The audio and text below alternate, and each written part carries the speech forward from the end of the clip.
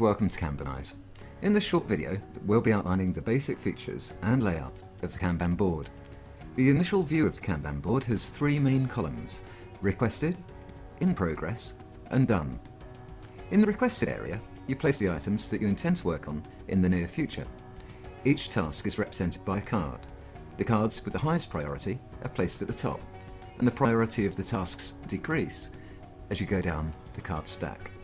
When you start working on a task, you move it from the requested area to the next column on the right. This is the in progress column.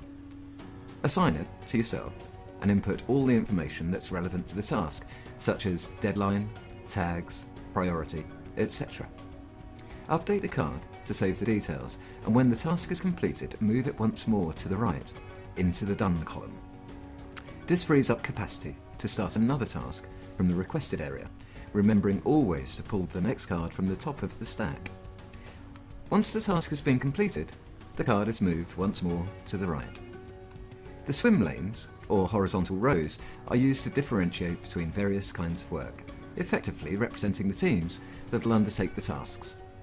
This allows each team to tell at a glance what they're supposed to be working on at any given moment. The columns to the left and right of the screen are marked Backlog and Archive, respectively. The backlog represents ideas you haven't put into progress yet.